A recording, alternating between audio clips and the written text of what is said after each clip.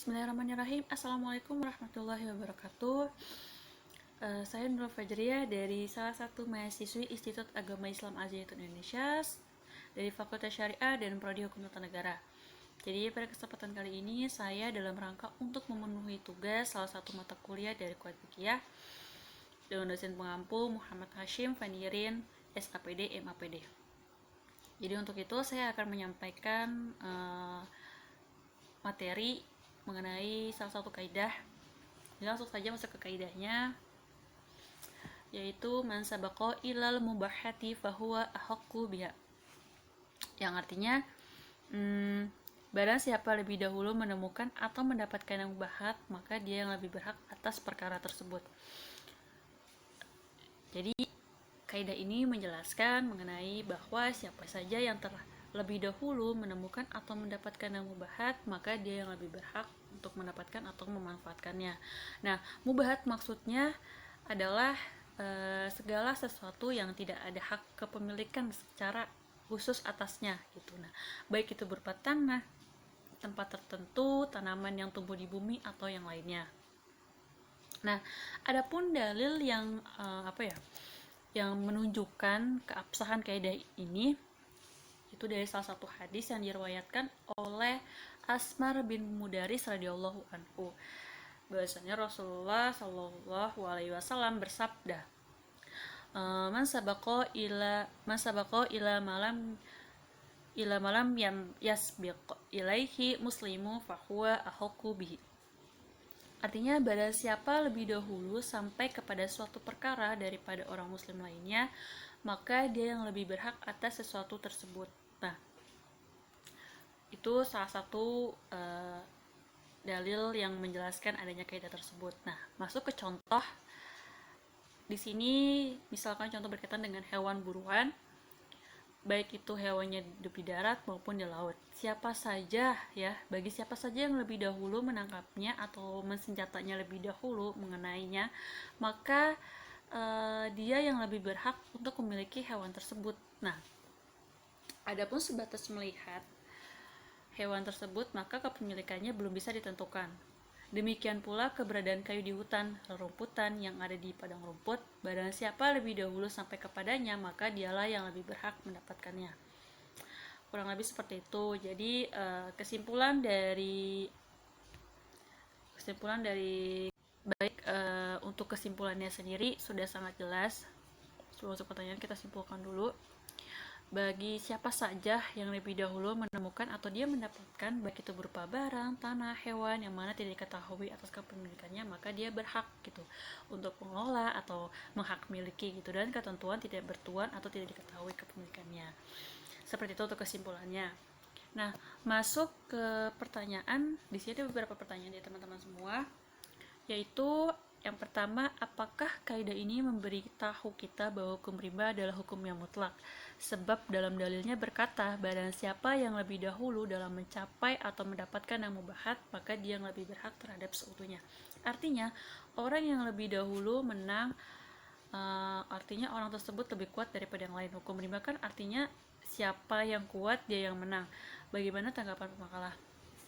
Baik, untuk hal ini ya, bisa dikatakan bahwa hukum riba itu kan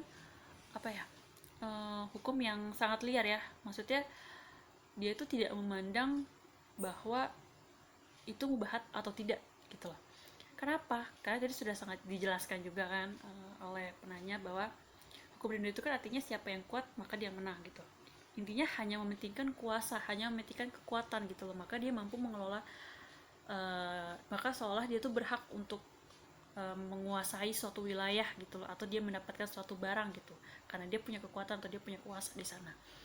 Nah, sedangkan kita tahu jelas bahwa kaidah di sana itu, kaidah ini tuh menjelaskan mengenai perkara yang mubahat gitu loh, yang tidak diketahui atas kepemilikannya, maka dialah yang berhak gitu loh. Dan dia yang lebih dahulu mendapatkannya, dia lebih dahulu menemukannya, dan tidak diketahui atas kepemilikannya, maka dia berhak gitu loh untuk memiliki gitu loh. Kaitan dengan kuat atau dia menang untuk mendapatkan itu, tidak bukan menjadi ukuran gitu loh. karena kaidah ini sudah sangat jelas tadi ya, bisa dipahami gitu. Jadi siapa yang lebih dahulu maka dia berhak mendapatkannya dan tidak diketahui atas kepemilikannya gitu. Nah, mungkin kurang lebih seperti itu sih untuk jawaban nomor 1. Lanjut ke pertanyaan kedua. Itu kan ada contoh yang menjelaskan bahwa hewan buruan baik darat maupun di laut, siapa saja yang lebih dahulu mengenai, maka dia yang lebih berhak untuk memiliki hewan tersebut. Nah, pertanyaannya, adapun misalnya sebatas melihat hewan tersebut, maka kepemilikannya belum bisa ditentukan. Nah, dia kan udah lihat, tapi kenapa dia belum bisa memiliki hewan yang dilihatnya duluan gitu. Oh, jadi baik, di sini kan ada contohnya nih mengenai pertanyaan kedua tadi. Adapun sebatas melihat hewan tersebut, maka kepemilikannya belum bisa ditentukan.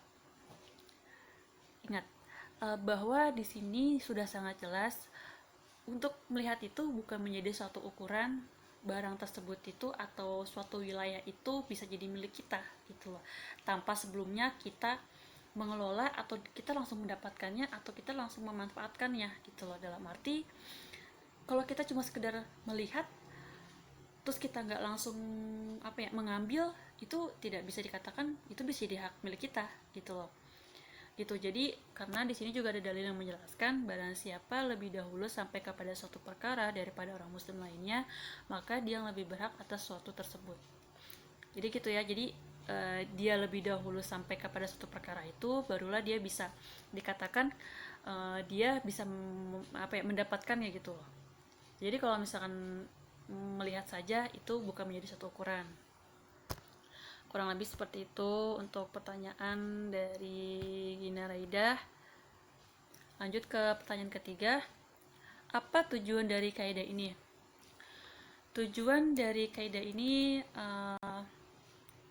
jelas ya, bahwa kita mungkin tahu bahwa makna kaidah itu sendiri kan adalah suatu patokan atau ukuran kita untuk bertindak gitu loh. Jadi ketika kita melakukan suatu tindakan atau di sana kita mau mengambil sebuah ininya suatu tindakan di sana gitu loh, ketika kita tidak mengetahui patokan atau ukurannya, salah-salah malah jadi persoalan cukup besar gitu loh. Kenapa? Ketika kita sudah tahu nih, contoh kayak tadi, kalau misalkan kita nggak tahu patokannya atau ukurannya gitu dalam kita bertindak, nanti kita bisa jadi bisa muncul yang namanya hukum rimba tadi gitu loh.